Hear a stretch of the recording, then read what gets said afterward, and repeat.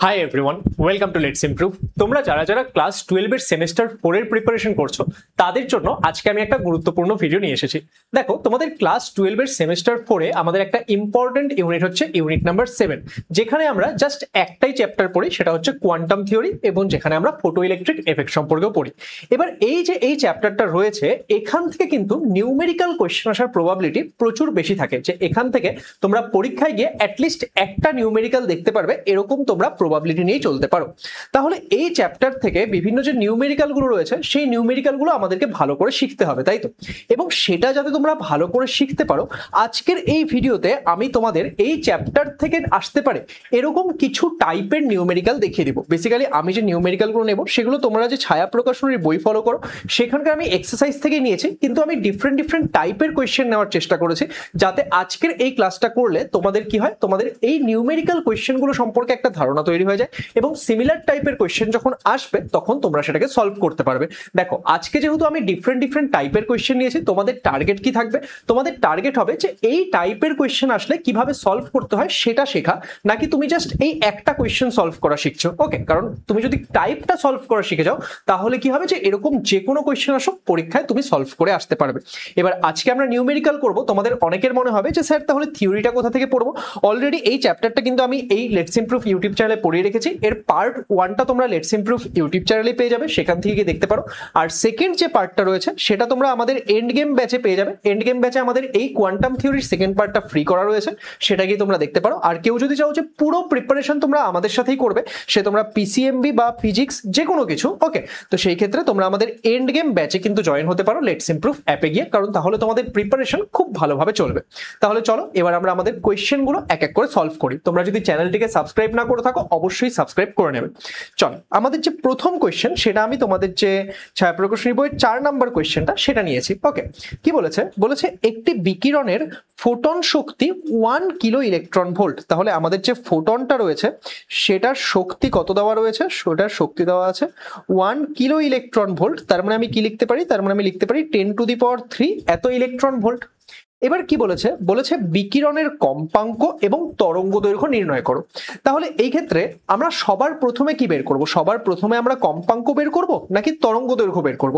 দেখো, আমরা জানি যে আমাদের যে শক্তির ফর্মুলা কত হয়? শক্তির ফর্মুলা এইচ নিউ হয়, আবার শক্তির ফর্মুলা হয় hc/λ। তাহলে আমরা এই ফর্মুলাগুলো ইউজ করে যে কোনোটাই চাইলে ডিরেক্টলি বের করতে পারি, কিন্তু আমাদের টার্গেট কি থাকবে? একটু ইজিলি জিনিসটাকে সলভ করা। তাহলে আমরা একটা ফর্মুলা শিখেছিলাম যে আমরা এনার্জিটাকে যদি ইলেকট্রন ভোল্ট এককে নিই, তাহলে এই ক্ষেত্রে 12,420/λটাকে যদি অ্যাংস্ট্রমে নিই, তাহলে ডিরেক্টলি বের হয়। তাহলে এই ফর্মুলাটা ইউজ করলে দেখো আমরা ডিরেক্টলি কি বের করতে পারছি? ডিরেক্টলি আমরা এই যে তরঙ্গ দৈর্ঘ্য সেটা বের করে নিচ্ছি, এবং যখন তরঙ্গ দৈর্ঘ্য বের হয়ে যাবে, তখন কিন্তু আমরা যে কম্পাঙ্ক সেটাও অনেক ইজিলি বের করতে পারবো। তাহলে সবার প্রথমে আমরা কি চেষ্টা করছি? এখানে আমরা ল্যামডা বের করার চেষ্টা করব। তাহলে আমরা কি জানি? ল্যামডা সমান সমান সেটা কত আসবে? 12,420 বাই কত? বাই চলে আসবে হচ্ছে আমাদের এক্ষেত্রে কত? বাই হচ্ছে আমাদের ই। তাহলে এই ক্ষেত্রে বাই যদি আমি ই করছি, তাহলে বাই 10⁻³। তাহলে এখান থেকে কি আসবে? দেখো, এখান থেকে আমাদের চলে আসবে, আমি যদি 1000 দিয়ে ডিভাইড করি, তাহলে আমাদের 12.4 এত অ্যাংস্ট্রম চলে আসছে, বা তুমি 12.42 লিখে দাও, তাই না? তাহলে 12.42 এত অ্যাংস্ট্রম হয়ে যাচ্ছে এর তরঙ্গ দৈর্ঘ্য।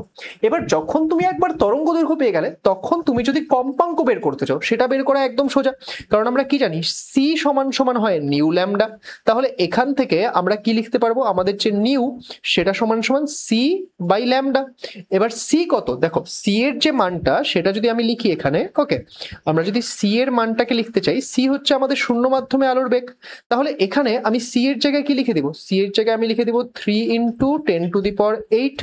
আর এক্ষেত্রে ল্যামডার জায়গায় কত আসবে? সেটা আসবে হচ্ছে 12.42 ইন্টু 10⁻, দেখো অ্যাংস্ট্রমে ছিল। অ্যাংস্ট্রম মানে কি হয়? অ্যাংস্ট্রম মানে হয় হচ্ছে 10⁻−10, তাই তো?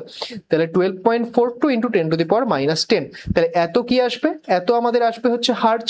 তাহলে এটাকে যদি আমরা হিসাব করি, তাহলে আমরা এই প্রশ্নটার উত্তর পেয়ে যাব। ঠিক আছে, আমি আর ক্যালকুলেশনটা করছি না, ক্যালকুলেশনটা তোমরা বাড়িতে করে নিও, তাহলে সেই ক্ষেত্রে ইজি হবে। ঠিক আছে, কারণ এটা বেসিক্যালি তোমরা এটাকে জাস্ট এটা দিয়ে ভাগ করবে, তাহলে এখানে ক্যালকুলেশন করতে আমার যে সময়টা লাগবে সেই সময়টা আমি আর নিচ্ছি না, ভিডিওটা লেন্দি হবে, তোমরা ক্যালকুলেশনটা বাড়িতে করে নিও। নেক্সট কোয়েশ্চেন, নেক্সট কোয়েশ্চেন কি বলেছে, একটি ধাতুর কার্য অপেক্ষক 1.9 ইলেকট্রন ভোল্ট। তাহলে আমাদের একটা ধাতু তার কার্য অপেক্ষক বা ওয়ার্ক ফাংশন সেটা কত দেওয়া আছে, ওয়ার্ক ফাংশন আমাদের দিয়ে দিয়েছে W0, সেটা সমান সমান 1.9 এত ইলেকট্রন ভোল্ট। নেক্সট কি বললো, নেক্সট বললো যে ধাতু পৃষ্ঠে আপতিত রশ্মির তরঙ্গ দৈর্ঘ্য 4041 অ্যাংস্ট্রম। আমাদের এই যে ধাতুটা, সেই ধাতু পৃষ্ঠে যেই আলোটা এসে পড়লো তার যে ওয়েভলেন্থ সেটা কত দিয়েছে, সেটা দিয়েছে 4041 এত অ্যাংস্ট্রম, তাই তো। এবং আমাদের কি বের করতে বলেছে, আমাদের বলেছে ধাতু নিঃসৃত ফোটো ইলেকট্রনের সর্বোচ্চ গতিশক্তি নির্ণয় করো। তাহলে এই ক্ষেত্রে ধাতু নির্গত আমাদের যে ফোটো ইলেকট্রনটা রয়েছে তার সর্বোচ্চ গতিশক্তি বের করতে বলেছে। তার মানে কি, তার মানে এই ক্ষেত্রে আমাদের যে আলোকটা এসে পড়েছিল তার মধ্যে যতখানি শক্তি ছিল তার থেকে কার্য অপেক্ষক কিসের জন্য প্রয়োজন, যে একটা ইলেকট্রন বের করতে কতখানি শক্তি লাগছে, এবার সেইটুকু বাদ দিয়ে পুরো যে শক্তিটা থাকবে সেটা যদি আমাদের গতিশক্তিতে রূপান্তরিত হয় তাহলে সেটাই কি, সেটাই সর্বোচ্চ শক্তি হবে। তাহলে এখানে আমরা আইনস্টাইনের ইকুয়েশন ইউজ করব, বা আমরা জেনারেল কনসেপ্ট থেকেও বলতে পারি যে টোটাল শক্তি যা আসবে তার থেকে আমি কার্য অপেক্ষকটাকে বাদ দিব, তাহলে আমি কি পেয়ে যাব, তাহলে আমি পেয়ে যাব হচ্ছে এক্ষেত্রে আমাদের ফোটো ইলেকট্রনটার সর্বোচ্চ গতিশক্তি। তাহলে সবার প্রথমে আমাদের কি বের করতে হবে, সবার প্রথমে আমাদের বের করতে হবে এই যে আলোটা এসে পড়েছে তার শক্তি কত। তাহলে ই সমান সমান কত লিখবো আমরা লিখবো হচ্ছে 12420 বাই 4041 এত কি, এত ইলেকট্রন ভোল্ট এককেই বের হবে। কারণ আমরা জানি এই ফর্মুলাটা ইউজ করলে আমরা তরঙ্গ দৈর্ঘ্যটাকে অ্যাংস্ট্রম এককে বসাই এবং শক্তি ডিরেক্টলি সেটা আমাদের কিসে বের হয়, ডিরেক্টলি সেটা আমাদের ইলেকট্রন ভোল্ট এককে চলে আসে, তাই তো। তাহলে এটা যদি আমি হিসাব করি তাহলে আমাদের কত আসবে, আচ্ছা এটা আমি ক্যালকুলেট করার জন্য ক্যালকুলেটর ইউজ করে নিচ্ছি, কিন্তু তোমরা এক কাজ করবে, তোমরা কিন্তু যখন ক্যালকুলেশন করবে পুরোটা তোমরা হাতে করবে, তাহলে তোমাদের যে ক্যালকুলেশন স্পিড সেটা ইনক্রিজ হবে। ওকে, তাহলে এক্ষেত্রে 4041 দিয়ে যখন আমি ডিভাইড করছি আমাদের চলে আসছে হচ্ছে 3.073 এত ইলেকট্রন ভোল্ট। তাহলে এটা যখন আমাদের 3.073 এত ইলেকট্রন ভোল্ট আসছে, এবার দেখো তাহলে আমাদের ফোটনটা টোটাল এতখানি শক্তি নিয়ে এসেছিল, তার মধ্যে থেকে কার্য অপেক্ষক কত, এতটুকু। তাহলে এই ক্ষেত্রে আমাদের যে ম্যাক্সিমাম কাইনেটিক এনার্জি, আমাদের যে সর্বোচ্চ গতিশক্তি সেটা আমাদের কত আসবে, এম, মানে আমি কেন লিখলাম এমটা, আমি ম্যাক্সিমাম বোঝানোর জন্য লিখেছি। ওকে, তাহলে এই ক্ষেত্রে আমাদের যে সর্বোচ্চ গতিশক্তি আসবে সেটা আমি এখান থেকে এটাকে মাইনাস করব। তাহলে আমি কি করছি, আমি ই থেকে ডাব্লিউ কে মাইনাস করব। তাহলে আমি যদি ই থেকে ডাব্লিউ কে মাইনাস করে দিই তাহলে আমাদের যে 3.073 সেখান থেকে আমি যদি 1.9 কে মাইনাস করে দিই তাহলে আমাদের কি পড়ে থাকবে, তাহলে আমাদের পড়ে থাকবে হচ্ছে 1.17, তাই তো। তাহলে এত ইলেকট্রন ভোল্ট এটা হয়ে যাচ্ছে আমাদের যে ফোটো ইলেকট্রনটা আছে তার সর্বোচ্চ গতিশক্তি। ওকে, এবার নেক্সট আমাদের কি কোয়েশ্চেন রয়েছে, দেখো নেক্সট আমাদের যে কোয়েশ্চেনটা দিয়েছে সেই কোয়েশ্চেনটা বলেছে একটি ধাতু পৃষ্ঠে আপতিত আলোর তরঙ্গ দৈর্ঘ্য 4041 অ্যাংস্ট্রম। তার মানে যেই আলোটা এসে পড়লো সেই আলোটার তরঙ্গ দৈর্ঘ্য কত, 4041 অ্যাংস্ট্রম। তার মানে আগেরটার সঙ্গে সেম দেখতে পাচ্ছি না, আগের বারও তো আমাদের এই 4041 অ্যাংস্ট্রমই এসে পড়েছিল, তার মানে শক্তিটাও একই হবে। তাহলে সেটা না আমি আগেরটার থেকে লিখে দিই, তাহলে আমাদের ইজি হবে। তাহলে 4041 অ্যাংস্ট্রম, তার মানে আমাদের যে আপতিত আলোর শক্তি সেটা কত, সেটা হচ্ছে 3.073 ইলেকট্রন ভোল্ট, 3.073 ইলেকট্রন ভোল্ট। এবার দেখো কি বলেছে, বলেছে যে আলোক তড়িৎ প্রারম্ভ তরঙ্গ দৈর্ঘ্য 7018 অ্যাংস্ট্রম। আমাদের যে এক্ষেত্রে ফটো ইলেকট্রিক এফেক্টের ক্ষেত্রে যে আমাদের সূচনা তরঙ্গ দৈর্ঘ্য বা আমাদের যে প্রারম্ভ তরঙ্গ দৈর্ঘ্য বা আমাদের যে থ্রেশহোল্ড ওয়েভলেন্থ সেটা দিয়েছে 7018 অ্যাংস্ট্রম। আচ্ছা, আমাদের যে ফটো ইলেকট্রিক এফেক্ট হয় সেখানে আমাদের যে প্রারম্ভ কম্পাঙ্ক সেটা কি ম্যাক্সিমাম কম্পাঙ্ক নাকি মিনিমাম কম্পাঙ্ক সেটা তোমরা কমেন্ট করে জানাবে। অ্যান্ড সিমিলারলি এই যে আমাদের যে প্রারম্ভ তরঙ্গ দৈর্ঘ্য সেটা কি ম্যাক্সিমাম তরঙ্গ দৈর্ঘ্য না মিনিমাম তরঙ্গ দৈর্ঘ্য সেটাও তোমরা কমেন্ট করে জানাবে। আর কারোর যদি এটা সংক্রান্ত কোনো রকমের ডাউট থাকে আমাদের ইউটিউবে যে ফার্স্ট ক্লাসটা আপলোড করা হয়েছে সেটা দেখবে, তোমাদের সমস্ত কিছু একদম ডাউট ক্লিয়ার হয়ে যাবে। তাহলে এই ক্ষেত্রে আমাদের যে প্রারম্ভ তরঙ্গ দৈর্ঘ্য সেটা মানে ল্যামডা নট সেটা কত দিয়েছে, সেটা দিয়েছে 7018 এত অ্যাংস্ট্রম। তাহলে এই ক্ষেত্রে আমাদের প্রারম্ভ তরঙ্গ দৈর্ঘ্যের সঙ্গে কে রিলেটেড থাকে, কার্য অপেক্ষক। তাহলে আমাদের দেখো এমনিও প্রশ্নটাতেও কার্য অপেক্ষক বের করতে বলেছে, তাহলে কার্য অপেক্ষক কত হয়ে যাবে, সেটা হয়ে যাবে 12420 বাই 7018 এত ইলেকট্রন ভোল্ট। তাহলে এটা যদি আমি হিসাব করছি, আমি যদি 12,420 ওকে কি দিয়ে ডিভাইড করছি, আমি ডিভাইড করছি 7018 দিয়ে, তাহলে আমাদের কত চলে আসছে, তাহলে আমাদের চলে আসছে হচ্ছে 1.77 এত ইলেকট্রন ভোল্ট। 1.769 আসছিল, তো আমি রাউন্ড অফ করে দিলাম। ওকে, তাহলে 1.77 এত ইলেকট্রন ভোল্ট, এটা আমাদের কার্য অপেক্ষক চলে আসছে। আর কিছু কি এই প্রশ্নে বের করতে বলেছে? বলেছে দ্রুততম ফোটো ইলেকট্রনের গতিশক্তি। দেখো, তার মানে এবার এই কোয়েশ্চেনটা আর আগের কোয়েশ্চেনটা কিন্তু সেম ছিল, কিন্তু আগের কোয়েশ্চেনটায় কার্য অপেক্ষকটা বলে দিয়েছিল এবং এখানে ওরা চেক করলো যে তুমি কি প্রারম্ভ তরঙ্গ দৈর্ঘ্যের সঙ্গে কার্য অপেক্ষককে রিলেট করতে পারো কি পারো না। তো আমরা কার্য অপেক্ষক বের করে নিয়েছি, আমরা টোটাল শক্তিটা জানি। তাহলে আমি এই ক্ষেত্রে দেখো কোয়েশ্চেনটা আরেকটু ট্রিক করে জিজ্ঞেস করেছে, তোমাকে বলেনি যে সর্বোচ্চ গতিশক্তি কত, ওরা বলেছে আগেরটায় যেরকম বলে দিয়েছিল সর্বোচ্চ গতিশক্তি কত, কিন্তু এবার কি বললো যে দ্রুততম ফোটো ইলেকট্রনের গতিশক্তি কত। দেখো ফোটো ইলেকট্রনের ভরটা তো সেমই থাকবে, তাহলে ইলেকট্রনটার স্পিডটা যদি ম্যাক্সিমাম হয়, তার মানে যেই শক্তিটা বের করতে বলেছে সেটা কি, সেটা ম্যাক্সিমাম গতিশক্তির কথাই বলছে, কারণ ওর ভরটা তো ফিক্স। এবার বেগটা যদি ম্যাক্সিমাম হয়, তার মানে কাইনেটিক এনার্জিটাও ম্যাক্সিমাম। তাহলে এই ক্ষেত্রে আমাদের যে ম্যাক্সিমাম কাইনেটিক এনার্জি হচ্ছে, আমি কে ই ম্যাক্স লিখেছিলাম আগেরটা, এটা তো আমি কে ই ম্যাক্স লিখছি যাতে তোমাদের বুঝতে সুবিধা হয়। তাহলে সেটা কি হবে, সেটা আমরা সিম্পল এই ই এর থেকে এটাকে মাইনাস করব। তাহলে আমরা কি করব, আমরা ই মাইনাস ডাব্লিউ নট করবো। তাহলে ই মাইনাস ডাব্লিউ নট করলে কি আসছে, আমরা যদি 3.073 থেকে মাইনাস করি 1.77, তাহলে আমাদের কত আসছে, তাহলে আমাদের 1.3 এত ইলেকট্রন ভোল্ট আসছে। তাহলে আশা করছি এই প্রশ্নের উত্তরটাও তোমরা সবাই বুঝতে পারলে। তাহলে এই দুটো কিন্তু নিয়ারলি সিমিলার টাইপের কোয়েশ্চেন ছিল, কিন্তু একটু ডিফারেন্ট ভাবে জিজ্ঞেস করা, তাহলে এগুলোর জন্য কিন্তু তোমাদেরকে রেডি থাকতে হবে। নেক্সট আমাদের যে কোয়েশ্চেনটা দিয়েছে সেটাতে কি বলেছে দেখো, বলেছে একটি ফোটনের শক্তি 5 ইলেকট্রন ভোল্ট। আচ্ছা, শক্তিটাই বলে দিয়েছে, শক্তি কত দিয়েছে, শক্তি দিয়েছে হচ্ছে আমাদের 5 ইলেকট্রন ভোল্ট। নেক্সট কি বললো, নেক্সট কোয়েশ্চেনের মধ্যে বলেছে যে ফোটনটির ভরবেগ এবং ওই বিকিরণের তরঙ্গ দৈর্ঘ্য নির্ণয় করো। আচ্ছা, তাহলে এবার আমাদের কি বের করতে বলেছে, আমাদের ফোটনটার ভরবেগ কত সেটা বের করতে বলেছে, এবং এই ক্ষেত্রে বিকিরণটার যে তরঙ্গ দৈর্ঘ্য, সেই বিকিরণটার তরঙ্গ দৈর্ঘ্য কত সেটা আমাদেরকে বের করতে বলেছে। দেখো, তাহলে এখানে আমরা যদি এই ফোটনটার ভরবেগ বের করার চেষ্টা করি, তাহলে আমরা ফোটন সংক্রান্ত যে বিষয়গুলো পড়েছিলাম সেগুলো অ্যাপ্লাই করব। তাহলে ফোটন সংক্রান্ত বিষয়গুলো পড়ার সময় আমরা কি পড়েছিলাম, আমরা পড়েছিলাম যে আমাদের যে একটা ফোটন তার শক্তি এবং ভরবেগের মধ্যে সম্পর্ক কি হয়, শক্তি এবং ভরবেগের মধ্যে সম্পর্ক হয় যে ই সমান সমান কত আসে, ই সমান সমান আসে হচ্ছে পিসি। তাহলে এখান থেকেই কি, এখান থেকে আমি ফোটনটার ভরবেগ বের করতে পারবো। তাহলে আমি যদি ফোটনটার ভরবেগ পি লিখতে চাই, সেটা কত আসবে, সেটা আসবে হচ্ছে ই বাই সি। ই কত, ই হচ্ছে 5 ইলেকট্রন ভোল্ট, সেটাকে তুমি জুলে কনভার্ট করো।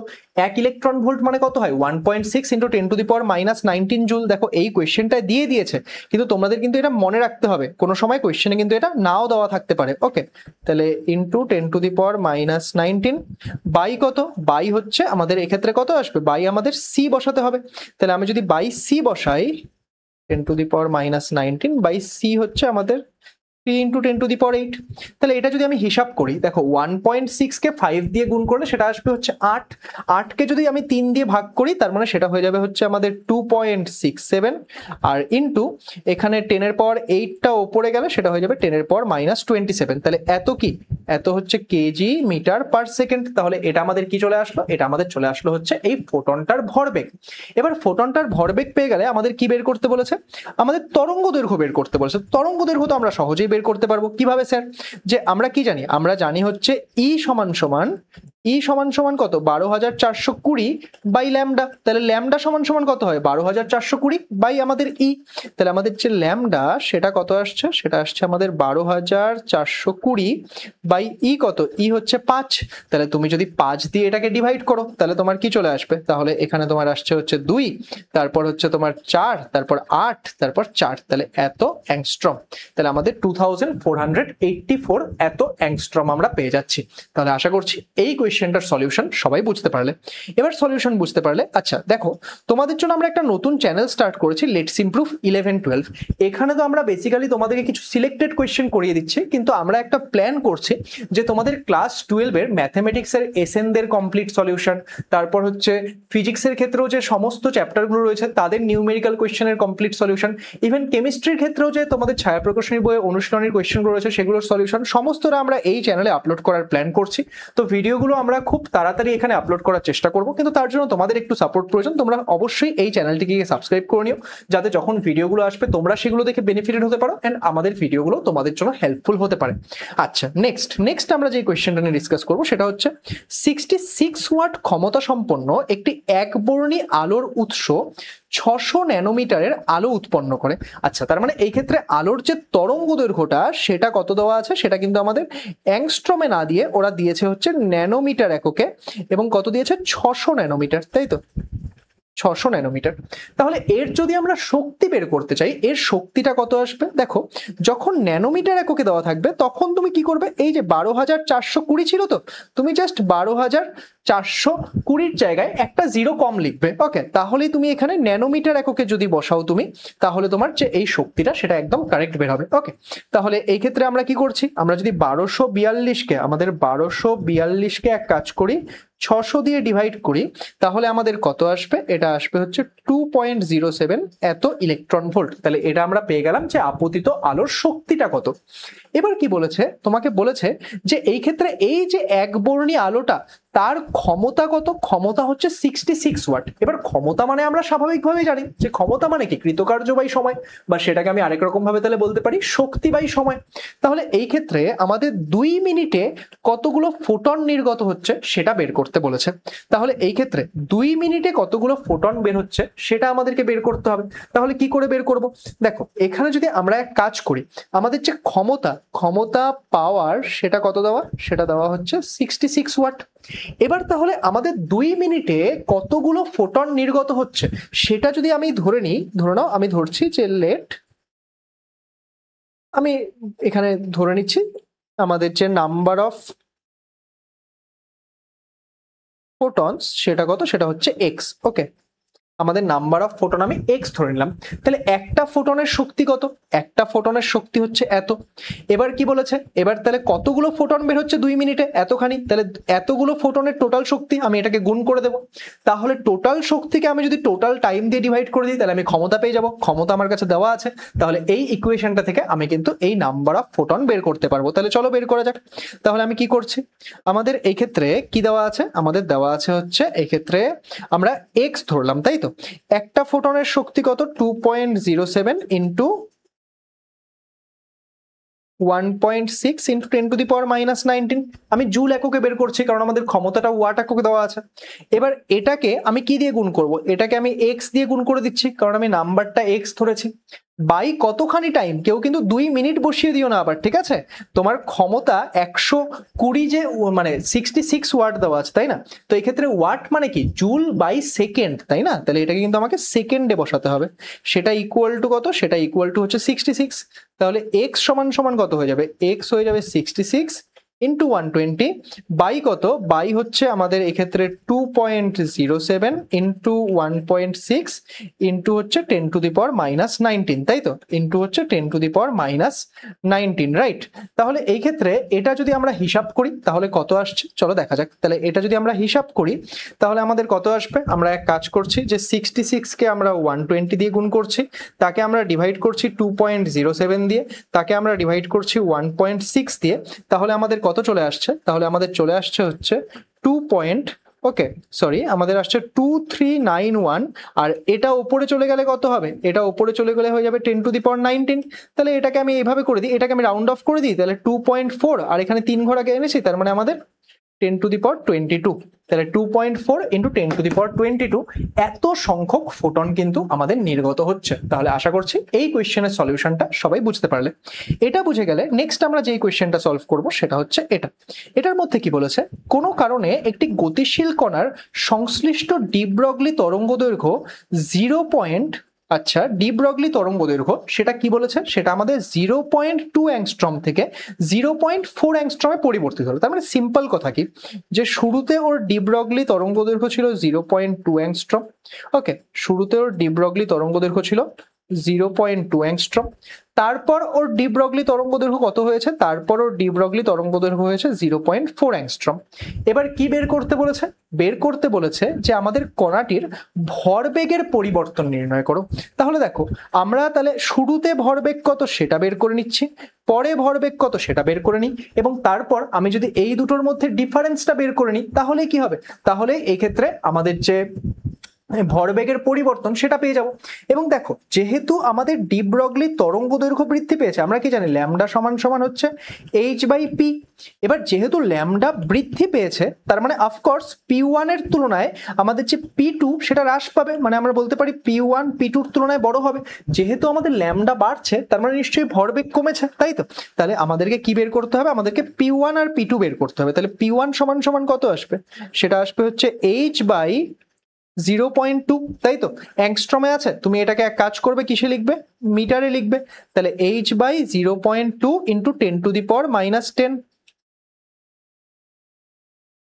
তাহলে এটা আসছে হচ্ছে p1। সিমিলারলি আমাদের যে p2 সেটা কত আসবে, p2 আসবে হচ্ছে তোমাদের আমাদের 0.4 ইন্টু 10⁻⁻10। এবার দেখো তাহলে আমি যদি হিসাব করতে চাই তাহলে আমি এক কাজ করি, আমি এখানে ডিভাইড করে হিসাব করে নিই, ঠিক আছে? তাহলে পরে আমার পক্ষে ক্যালকুলেশন করা বরঞ্চ বেশি ইজি হবে আমার যা মনে হচ্ছে। তাহলে আমাদের h এর মানটা কত ছিল, h এর মানটা আছে আমি এই লাইনেই বসিয়ে দিই, তাহলে আমার আর দুইবার লিখতে হয় না, তাই না? আমি h এর মানটা এই লাইনেই বসিয়ে দিচ্ছি। তাহলে h এর মানটা কত দিয়েছে, 6.63 ইন্টু 10⁻⁻34। দেখো এইচ এর মান সেটাও কিন্তু তোমাদেরকে মনে রাখতে হবে, কিন্তু কোনো একটা প্রশ্নে যদি কোনো একটা কিছুর মান দিয়ে দেয় তাহলে তুমি দেখছো তোমার মনে আছে একটা, কিন্তু ওই ক্ষেত্রে কাছাকাছি কোনো একটা মান দিয়েছে বা রাউন্ড অফ করে দিয়েছে। যাই দেখ, কোনো একটা কোয়েশ্চেনে যখন কোনো কিছু দেওয়া থাকবে তোমাকে কিন্তু সেই গিভেন মানটাকে ইউজ করতে হবে, ঠিক আছে? সেটা যদি তোমার মনে রাখা মানের থেকে একটু ডিফারেন্ট হয় স্টিল ওটাকে ইউজ করতে হবে। ওকে, আচ্ছা আমরা নর্মালি কি মনে রাখি, এইচ সমান সমান হচ্ছে 6.626 ইন্টু 10⁻⁻34, কিন্তু এক্ষেত্রে 6.626 কে এরা রাউন্ড অফ করে 6.63 লিখে দিয়েছে, তাহলে আমি কিন্তু সেটাই ইউজ করব। ওকে, তাহলে এখানে আমাদের কত আসছে, এটাও আমার আসছে 6.63 ইন্টু 10⁻⁻34। তাহলে এবার যদি আমি এক কাজ করি, আমি যদি 6.63 কে আমি যদি ডিভাইড করি 0.2 দিয়ে তাহলে কত আসছে, তাহলে আমাদের এসে যাচ্ছে হচ্ছে 33.15 ইন্টু, এই ক্ষেত্রে দেখো 10 এর এই পাওয়ার -10টা সেটা উপরে গেলে প্লাস হবে, তাহলে আলটিমেটলি -24 বাজবে, এত kg metre per second. Okay, এত কি, এত হচ্ছে kg metre per second. Similarly এটা যদি আমরা হিসাব করি, এটা হিসাব করলে কত আসবে, দেখো এটা যদি আমরা হিসাব করি এখানে আমাদের যা আসছিল সেটাকে আমি আরো 2 দিয়ে ভাগ করে দিচ্ছি, তার মানে আমাদের 16.57, আর এই ক্ষেত্রে কি আসবে 16.58 হবে অ্যাকচুয়ালি, এটা 16.58 into 10⁻⁻24 kg metre per second. তাহলে এটা আমাদের এখানে চলে আসলো যে আমাদের 16.58 into 10⁻⁻24 kg metre per second. এবার তাহলে আমরা এক কাজ করব, এবার আমাদের যে এই ক্ষেত্রে এই ভ্যালুগুলো আসলো, তাহলে দেখো আমি তোমাদের আগেই বলেছিলাম যে p2 সেটা ছোট হবে, দেখো ছোট এসছে p1 এর থেকে। তাহলে এবার এই দুটোকে আমরা বিয়োগ করে দেবো, বিয়োগ করে দিলে আমি ভরবেগের পরিবর্তন পেয়ে যাবো, তাহলে সেটা তোমরা নিজেরাই বিয়োগ করে নেবে, সেটা আর আমি করছি না। ওকে, নেক্সট আমাদের কোন কোয়েশ্চেনটা দিয়েছে, নেক্সট আমাদের এই কোয়েশ্চেনটি দিয়েছে যে একটি ইলেকট্রনকে 60 ভোল্ট বিভব পার্থক্যের মধ্য দিয়ে পাঠালে ওর সংশ্লিষ্ট তরঙ্গ দৈর্ঘ্যের মান কত হবে। তো দেখো এই কোয়েশ্চেনটার জন্য আমরা একটা ফর্মুলা পড়েছিলাম, কি ফর্মুলা পড়েছিলাম, যে ল্যামডা সমান সমান আমাদের কত হয় 12.27 বাই রুট ভি এত অ্যাংস্ট্রম, ডিরেক্ট ফর্মুলা। তাহলে এই কোয়েশ্চেনটা আমরা ডিরেক্ট ফর্মুলায় বসিয়ে কিন্তু সলভ করতে পারবো। তাহলে আমরা ডিরেক্ট ফর্মুলায় বসাতে গেলে কি করব, এখানে আমরা 12.27 বাই √60।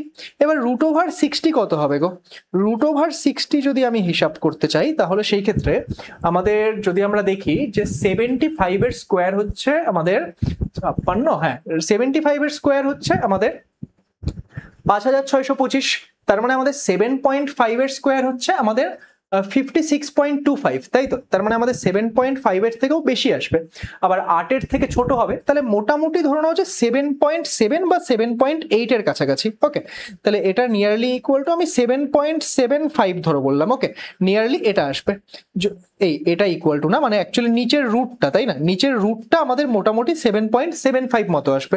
তাহলে আমি যদি এক কাজ করি 12.27 তাকে যদি আমি 7.75 দিয়ে ডিভাইড করি তাহলে কত আসছে, তাহলে আসছে হচ্ছে 1.58, তাহলে আসছে হচ্ছে 1.58 এত অ্যাংস্ট্রম। তাহলে আমাদের যে এই ক্ষেত্রে তরঙ্গ দৈর্ঘ্য আমরা পাচ্ছি সেটা আমরা কত পাচ্ছি, সেটা আমরা পেয়ে যাচ্ছি হচ্ছে 1.58 এত অ্যাংস্ট্রম। তাহলে এই ক্ষেত্রে তরঙ্গ দৈর্ঘ্য কত সেটা আমরা বের করলাম। এবার এখানে নেক্সট আমি তোমাদেরকে একটা কোয়েশ্চেন দিচ্ছি, সেই কোয়েশ্চেনটা হচ্ছে এটা। এই কোয়েশ্চেনটা কি বলেছে, এটা অ্যাকচুয়ালি হটস থেকে নেওয়া, এটা তোমাদের ইয়ের মধ্যে না, অনুশীলনীতে নেই। দেখো এই টাইপের কোয়েশ্চেন কিন্তু আমরা কম্পিটিটিভ এক্সামেও প্রচুর দেখতে পারি। ওকে, বলেছে একটি প্রোটন ও একটি আলফা কণার গতিশক্তি সমান। আচ্ছা, আমাদের যে প্রোটনটা রয়েছে এবং আলফা কণা রয়েছে তাদের গতিশক্তি বা এনার্জি গুলো সমান দিয়েছে। কি বলেছে, বলেছে যে এদের ডি ব্রগলি তরঙ্গ দৈর্ঘ্যের অনুপাত বের করো। তাহলে আমাদেরকে কি বের করতে হবে, আমাদের lambda p by lambda alpha বের করতে হবে। এবার খুব ভালো করে বুঝবে যে আমাদের ল্যামডা সেটা সমান সমান কত হয়, H by root over 2me, যেখানে h হচ্ছে প্ল্যাঙ্কের কনস্ট্যান্ট, m হচ্ছে কণাটির ভর এবং e হচ্ছে তার গতিশক্তি। এবার যখন তুমি এখানে বের করছো, দেখো আমাদের এই ep আর e আলফা সেই দুটো তো সমান বলে দিয়েছে। তাহলে যখন তুমি এদের এই তরঙ্গ দৈর্ঘ্যের অনুপাত বের করবে, সেখানে e এর কোনো এফেক্ট থাকবে না, কারণ দুই ক্ষেত্রেই e সমান বলে দিয়েছে। আমাদের ইটা তার মানে কনস্ট্যান্ট হিসেবে কাজ করবে। h এরও কোনো এফেক্ট থাকবে না, কারণ h তো প্ল্যাঙ্কের কনস্ট্যান্ট। এই 2টারও কোনো এফেক্ট থাকবে না, কারণ 2 তো আমাদের নর্মাল একটা কনস্ট্যান্ট। তাহলে কার এফেক্ট থাকবে, থাকবে হচ্ছে শুধুমাত্র ভরের এফেক্ট, কারণ আলফা কণা এবং প্রোটন কণার ভরটা তো আলাদা। তাহলে এখান থেকে আমি কি লিখতে পারি, দেখো আমি যখন দেখলাম যে আমাদের এই যে এইচ ই এম এগুলো সব কনস্ট্যান্ট, তখন আমি তাহলে কি লিখতে পারি, তাহলে আমি লিখতে পারি যে ল্যামডা সেটা বেসিক্যালি হচ্ছে 1/√m এর সাথে ব্যস্তানুপাতিক, তাই তো? এই সমানুপাতিক ব্যস্তানুপাতিক বা আমাদের অনুপাত দিয়ে করা যদি তোমরা শিখে যাও না, দেখবে প্রচুর টাইম বাঁচবে। যে আমাদের ল্যামডা তার মানে সমান সমান হচ্ছে 1/√m এর সঙ্গে কি, 1/√m এর সঙ্গে সমানুপাতিক। যে আমাদের √m এর সাথে ব্যস্তানুপাতিক, তার মানে কি 1/√m এর সাথে সমানুপাতিক।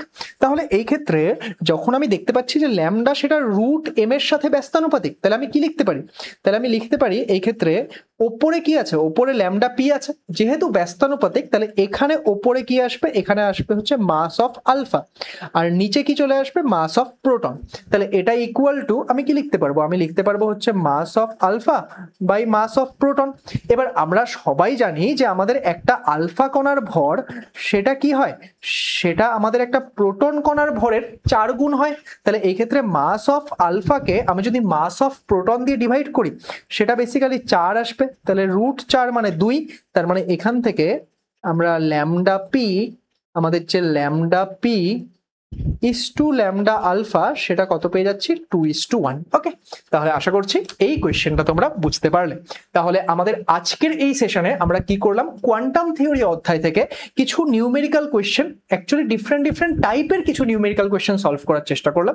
আশা করবো যে এখান থেকে তোমরা এই নিউমেরিক্যাল কোয়েশ্চেনগুলো বুঝতে পেরেছো এবং পরবর্তী সময়ে তোমাদের পরীক্ষায় যদি এই রকম টাইপের যে কোনো কোয়েশ্চেন আসুক সেগুলো তোমরা করতে পারবে। কিন্তু মাথায় রাখবে যে শুধুমাত্র একবার ভিডিও দেখে নিলে কিন্তু তোমরা সব শিখতে পারবে না। তোমাদেরকে কি করতে হবে, এখান থেকে শিখে নিলে এবার গিয়ে সেম টাইপের যে কোয়েশ্চেনগুলো রয়েছে সেগুলো নিজেরা সলভ করার চেষ্টা করো, তাহলে দেখবে তোমাদের যে আন্ডারস্ট্যান্ডিং এন্ড লার্নিং সেটা অনেক বেটার হবে। যদি ভিডিওটি ভালো লাগে সেটাকে লাইক করে দিও, শেয়ার করে দিও। এর ভিডিও ডেসক্রিপশনে তোমরা ক্লাস 12 এর টেলিগ্রাম গ্রুপের লিংক পাবে, সেখানে জয়েন করে নিও এবং আপকামিং ভিডিওগুলো দেখার জন্য আমাদের এই চ্যানেলটিকে এবং তার সঙ্গে সঙ্গে এই যে লেটস ইমপ্রুভ 11-12 চ্যানেলটি আছে সেটাকে সাবস্ক্রাইব করে নিও। Thank you so much.